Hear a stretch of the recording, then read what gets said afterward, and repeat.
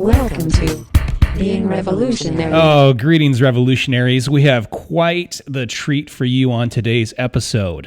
That's right. Nate and I are getting political. And by political, I mean you're going to hear a whole bunch of statistics and a bunch of stuff that you may or may not want to hear. So, Nate, how are you doing? I'm good. We are doing the thing that I swore I would never do on this podcast when we started it.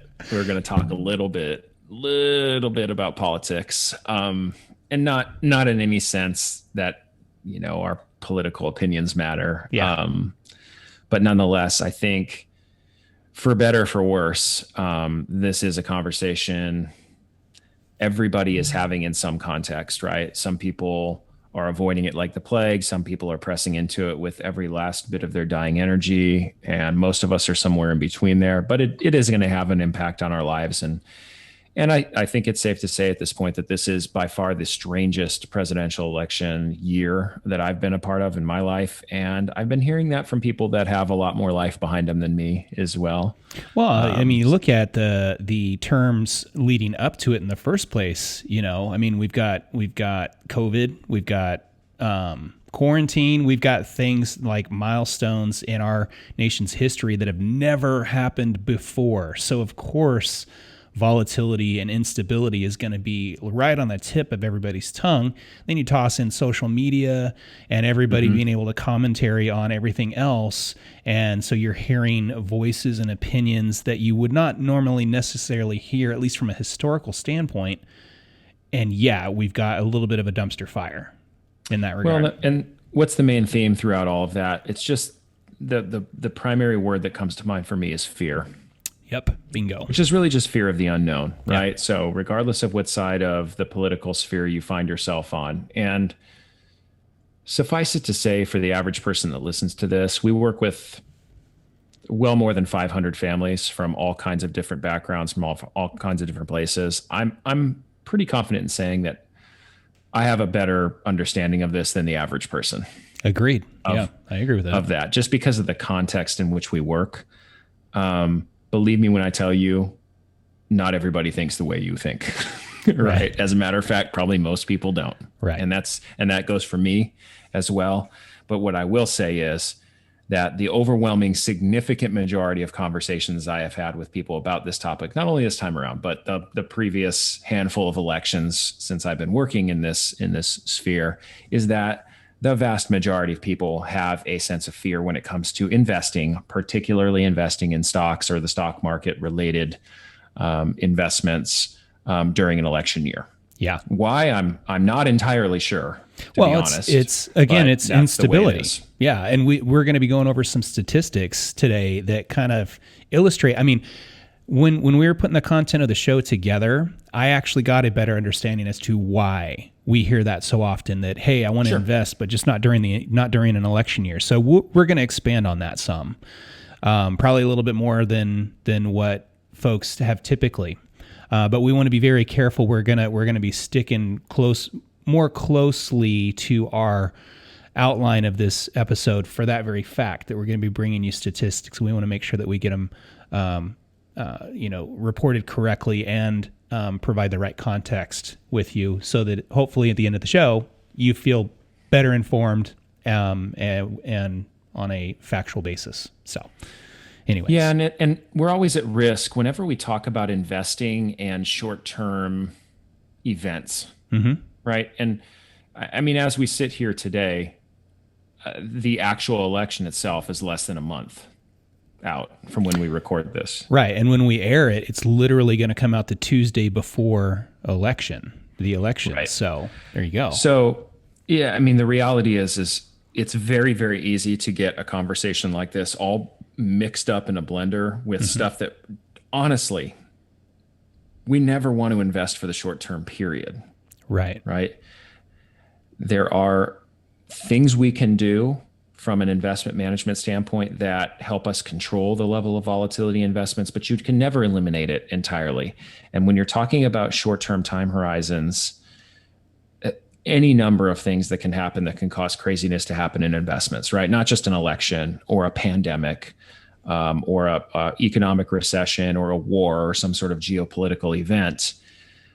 But in the context of a financial plan, which for most people will span 50, 60 plus years of their life, the short-term events are just a blip on the radar. So I want to start there because we're going to talk about some of the nitty-gritty short-term statistical stuff that people are interested in. And I think is important to understand as we encourage people to be well-informed and make non-emotional decisions all the time on this show. But I do want to say that in the end, that if you don't want to pay attention to the election at all as it relates to your investments, just skip the episode. Right.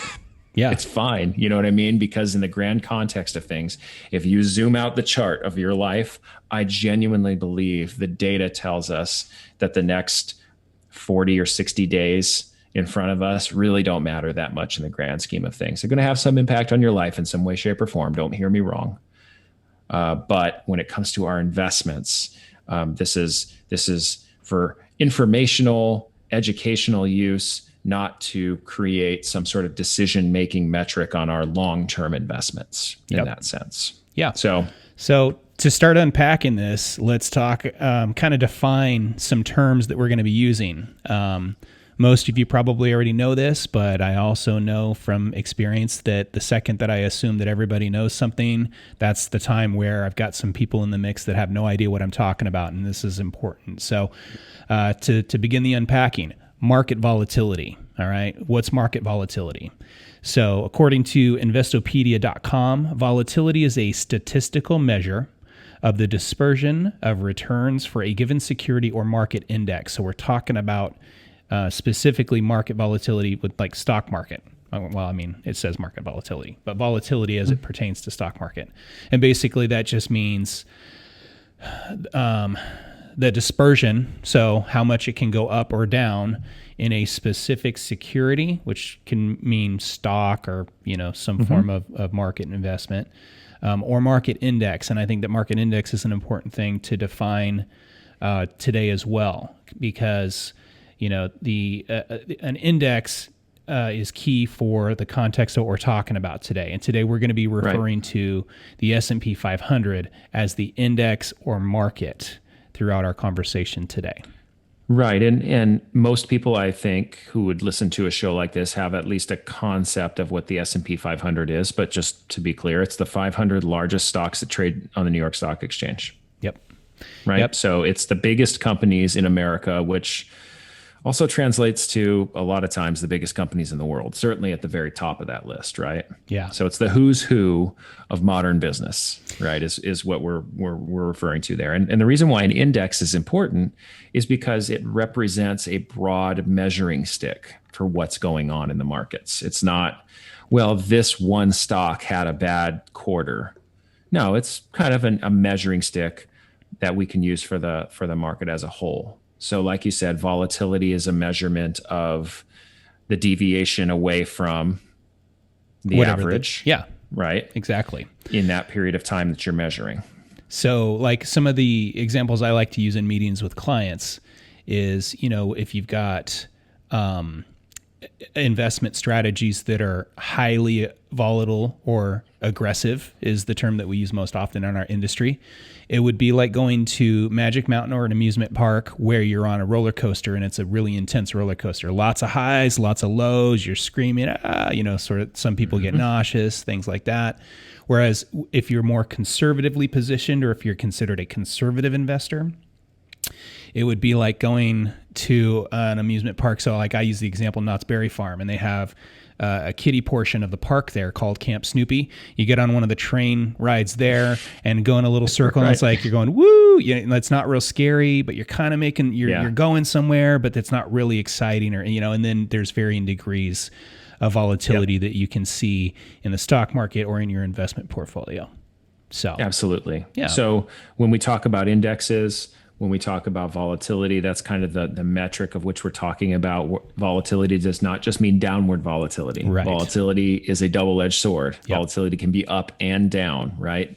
And so for context, the data we're going to be referencing today was from a series of really, really helpful reports that our partner broker-dealer, LPL Financial published, in this summer leading up to the election.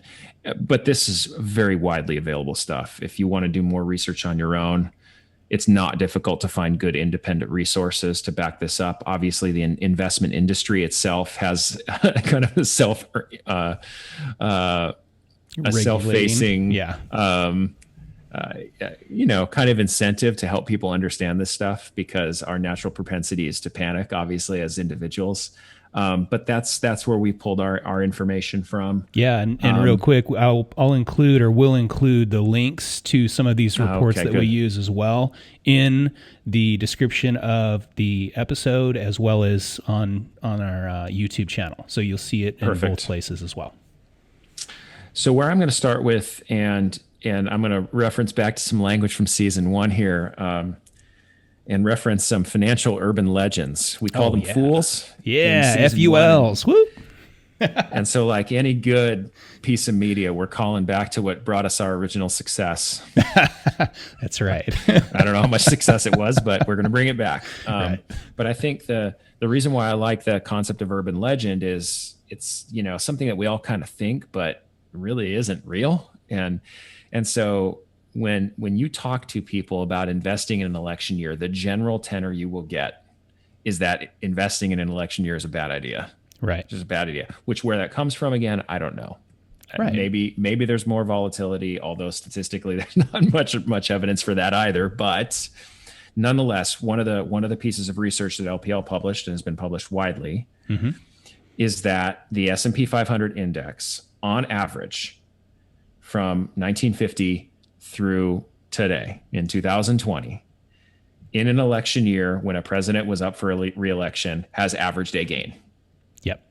Period. So like if all you did, right, if you've been alive since 1950, was invest in the election year in which a president was up for re-election and just invested for that year, you would have absolutely made money. Yeah. So you're saying kind of going the exact opposite of what we hear most often, where it's like, I don't want to invest in an election year. If you did the opposite, or thought in a more revolutionary fashion, hint, anyways, that not basically, but you would be in the positive. Yeah. Yeah, exactly. And so basically probably the number one urban legend that exists around election year and what it means for investments is not actually even true. Right. Now, yeah, of course, we don't recommend people invest for 1 year, right? Or that you load up your entire financial future on staking what's going to happen on average, because we know how averages are made, right? There are certainly some that were down and some that were up, but when you put the large mean or aggregate together, you get an average increase. Yeah. Yep. And so functionally speaking, that's not to say that there wasn't volatility present in the markets during an election year. There absolutely is. As a matter of fact, in the weeks leading into the election itself, kind of, if you look at the chart, it's kind of from September through November, the market tends to be more sideways than up. Yep. On average, right? And that would indicate to people trouble, right? Because anytime the market's not going up, something's broken with the market, which of course is not true right. either. Yeah.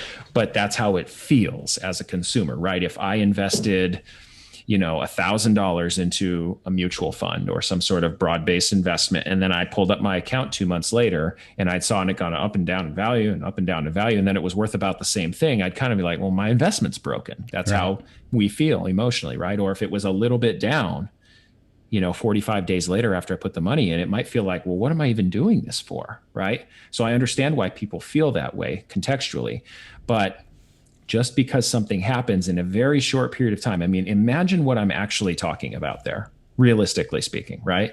We're talking about probably less than 2 months of a year out of a 4-year cycle, or less than 2 months out of your entire life as an investor, right? And how frequently does that happen? Every 4 years. So so less than 2 months every 4 years out of your life for the rest of your life, right?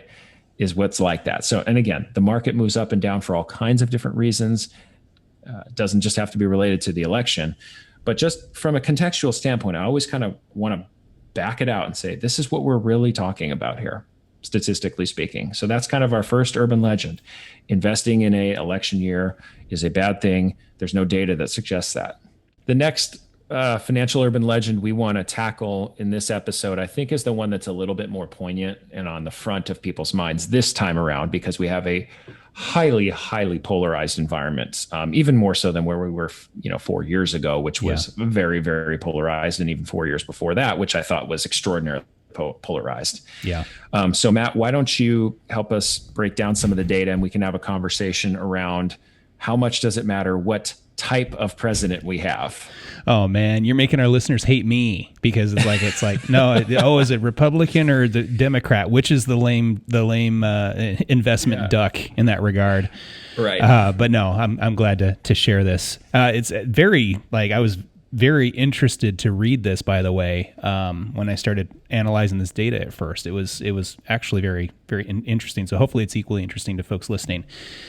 So again, I'm referencing the same fact sheet and set of reports that Nate was referring to in the previous subtopic, and that's the one that's published by LPL Research. Ultimately, what this report says, and again, we're using the historical data from 1950 to current, and it's based on the S&P 500. That's the index that we're referencing in this information. It says no matter which party was in office during an election year, there were gains for that election year. So on average, correct. Yeah. Mm-hmm. Not every time, but on average. Yeah, right. So some year might be down, but again, this goes back to what Nate and I always talk about. What's the goal and purpose for the money? When do you need it? Those are the two primary questions you should ask yourself when you start entertaining the idea of switching some investment strategies. Is what's it for? When do I need it? If you're not going to need it in that election year, then why are you sweating the small stuff? And then it kind of goes back to maybe you should just skip to the next episode. But I don't want to encourage our listeners to stop listening to us, so we won't go quite there.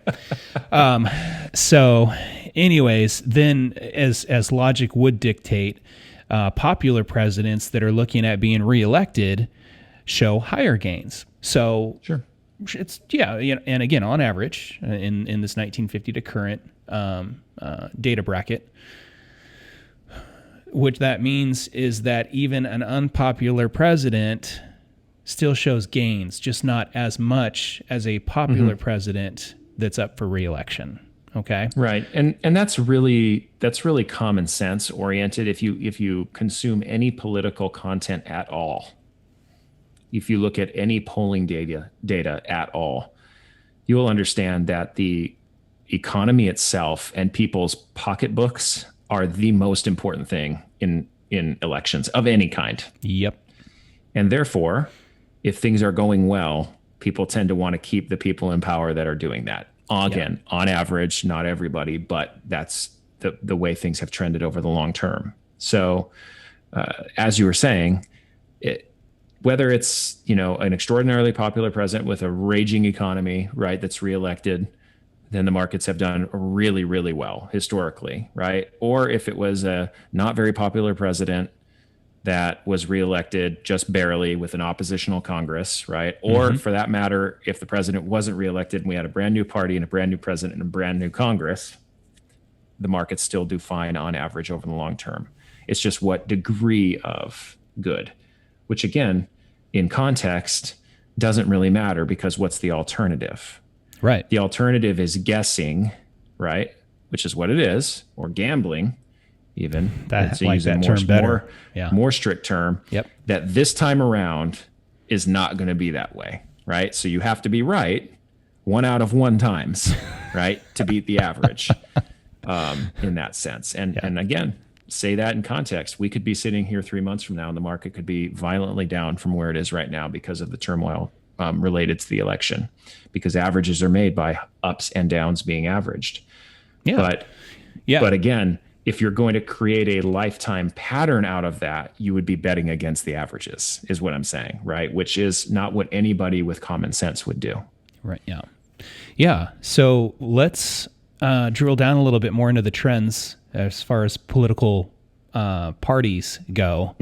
Let's discuss that a little bit, because I know that we've got some info on that as well. So you want to? Yeah, this one's probably the funnest one, right? Yeah, because it's I like like it too. there's and our political system, for all its whatever issues and certainly debate points, whatever you want to say, you want a popular vote versus electoral college, right? Or equal amount of Senate seats for every state versus how the House is more related to population, right? And equal representation and census issues, and God forbid I talk about mail-in versus in-person voting. And all that you're kind of going stuff, that way. right? So, all of these major issues we have to deal with. One of the things that's really interesting is, we do have split powers in our government, right? Yeah. We've got executive, legislative, and judicial branches.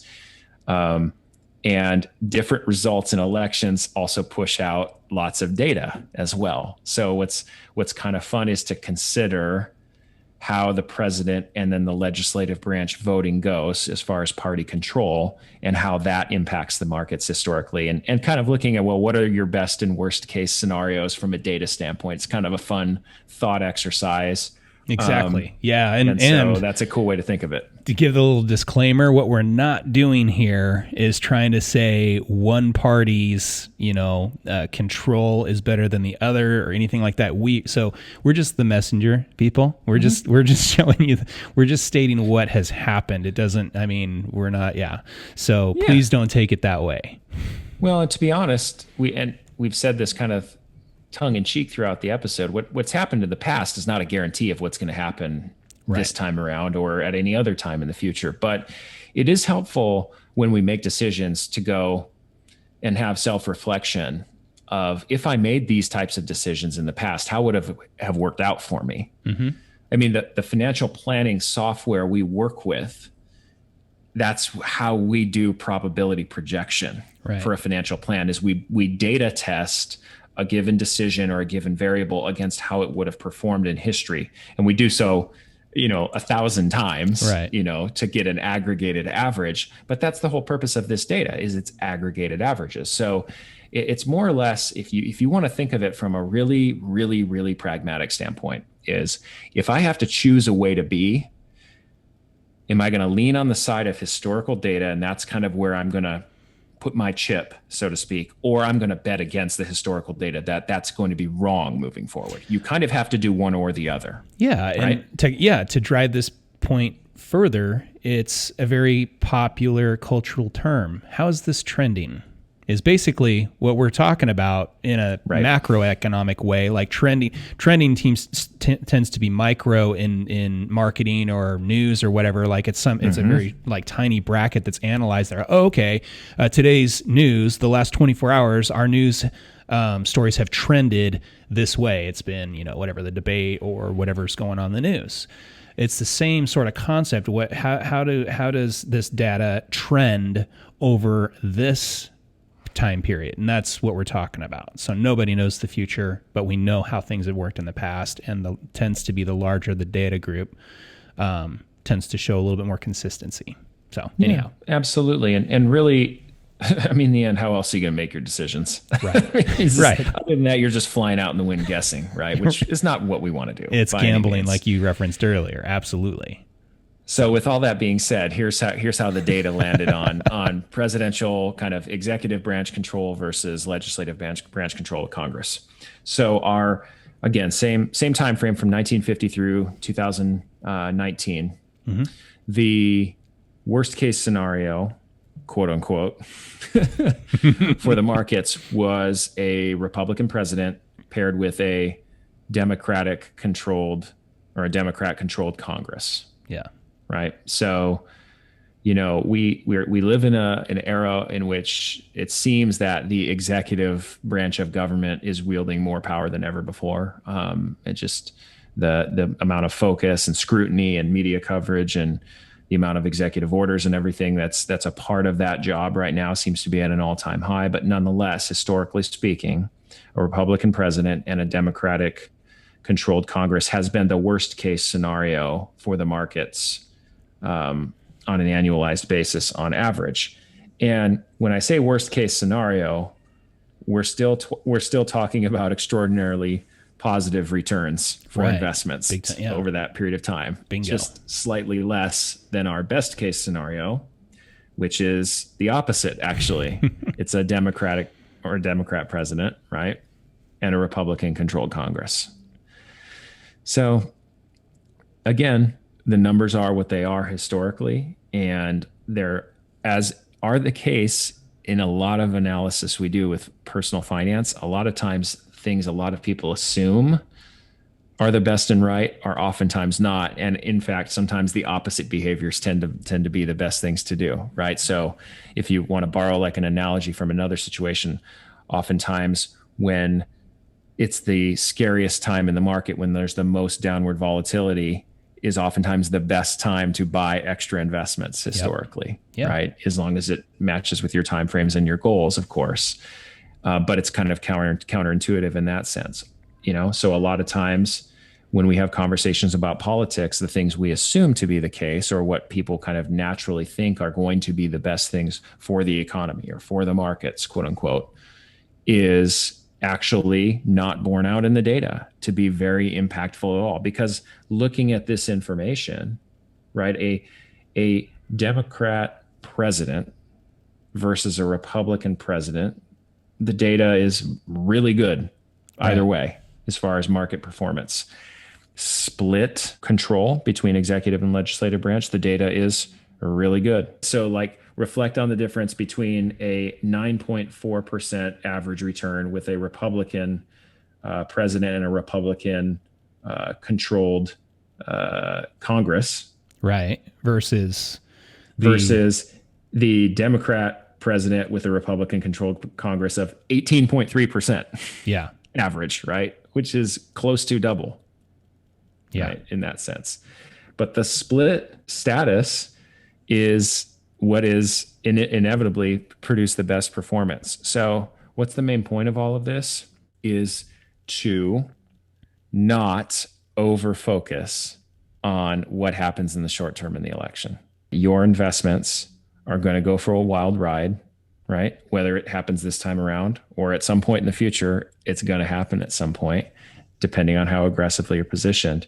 And we just have to be prepared for that contextually within our financial plan and with our income needs, working with your advisor, whether that's us or somebody else, to prepare your investment plan to be appropriately positioned for your individual needs. Not preparing your investment plan to guess and prognosticate about what's going to happen in the next 30 or 45 or 65 or 85 or 180 days, because that has shown itself to be a foolhardy exercise throughout almost the entirety of history. Yeah. I mean, basically, what we've talked about is, in summary, the stock market does, in fact, experience higher volatility than usual in an election year. Okay, so some folks, as far as like referencing the F.U.L, where it's, people don't want to invest because they're afraid, because the stock market's going to go down. It's not true that the stock market will go down based on this data set, but the fear that there will be volatility is reinforced by this data set. Mm-hmm. So keep that in mind too. Like, we can drill down on all these specifics, but the summary in this all is that, whether you're invested or thinking about investing, yes, there's going to be volatility, but guess what happens outside of the election year? Like, there's still volatility. It still happens. It depends. The important thing is that your investment strategy is put together in a way that's appropriate for your specific circumstances and goals, like we say continuously on the show. And then commitment to that strategy is important. And election year or not, you're going to experience volatility in your investments at some point. And then recognize the data for what it truly is, and not what the water cooler hearsay is in the office. Oh, President so-and-so is going to be getting reelected. The stock market, the economy is going to get crushed. There is absolutely no data in this information that we have that supports that, not even close. In fact, it's the exact opposite, that you'll see a gain during those times no matter who's getting elected or who's running for office. Well, and to kind of wrap this conversation up, I think the most helpful fashion is you have to remember what it is that you're investing in when you're an investor. When it comes down to it, if you own stocks, if you own mutual funds, if you own exchange traded funds, if you own index funds, like most people do, right, in their 401ks and with their retirement, they're meaningful money. What you actually own are shares of the largest and most powerful companies in the world, for the most part, right? I mean, we talked about the S&P 500, right? The index of 500 extremely large and powerful American companies, right? So you're not investing in the government, right? Yeah, the government sure has some control over some things. But guess what? The day after the election, or the day after the election's called, even if that's not the day after the election, guess what everybody's going to do? They're going to get up, their alarm clock, they're going to feed their kids, right? They'll maybe get in their car and go to work, or maybe they'll sit down at their desk in their home and work virtually, or whatever we're doing this year. But the world is going to keep on turning. Yeah. Right. And maybe some of the policies you like, and maybe some of the policies you hate, and maybe some of the things the next president does are not in line with your personal beliefs. But your life is not coming to an end as a result of that. And so you've got to make a decision. We've got to make decisions collectively within the sphere of control that we actually have, if we're going to continue to grow our financial plans through any type of uncertainty. And I think what the pandemic has taught me more than anything as an advisor for families is that we can do incredible things from an innovation standpoint, right? There are humongous portions of our economy that have not stalled at all as a result of a pandemic. There are portions of our economy that have been absolutely crushed and will continue to be crushed because of this pandemic and where its tentacles hit the hardest.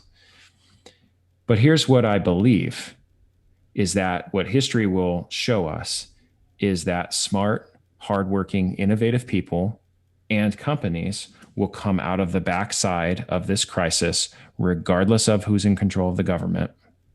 And they will have learned and implemented new things that they would not have otherwise learned, and they will be better for it.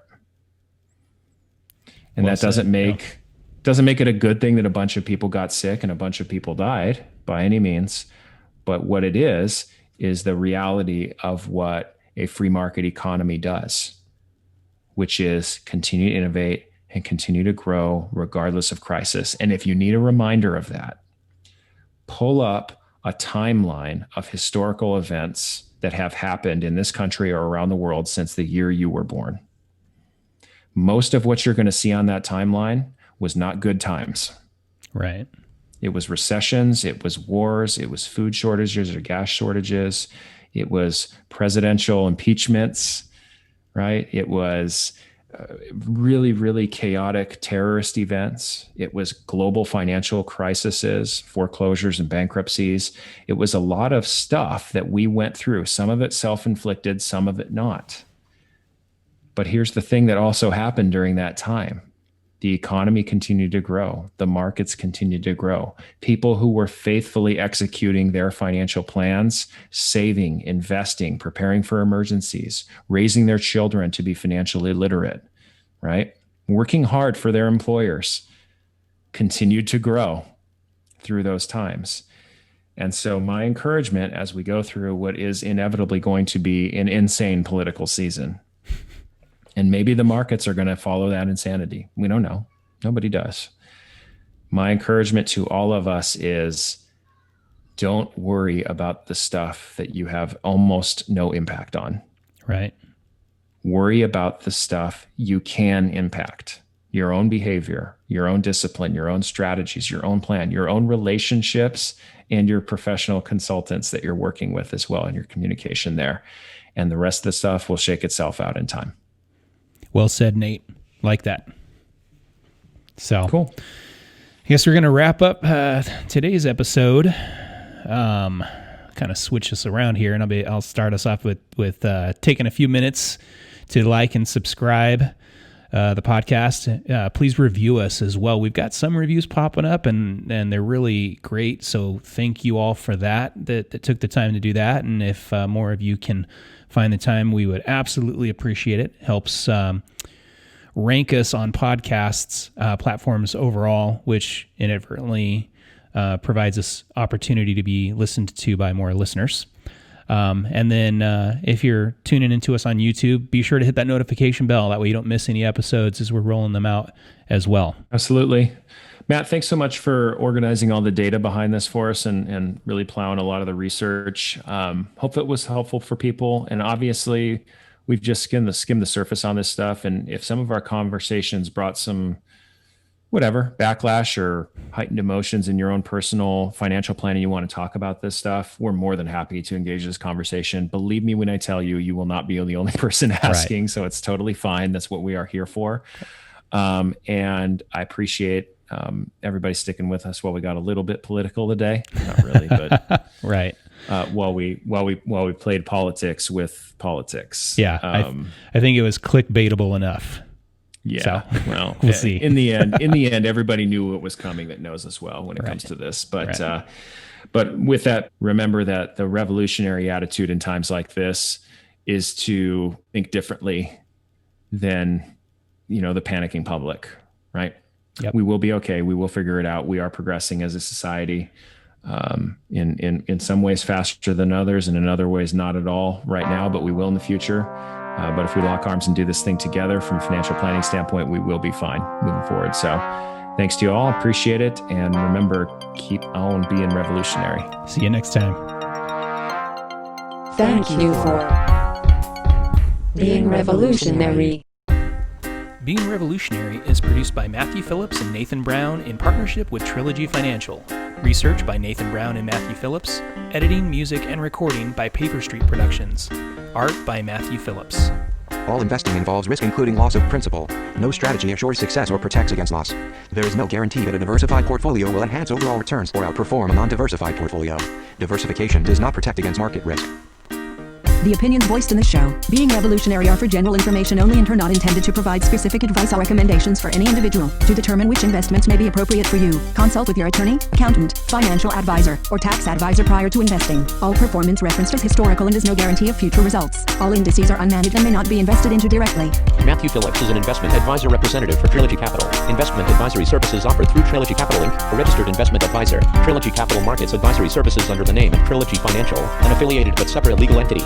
California license 0K03460. Nathan Brown is a registered representative for F.U.L Financial and an investment advisor representative for Trilogy Capital. Securities offered through LPL, member FINRA SIPC. California license 0F37267.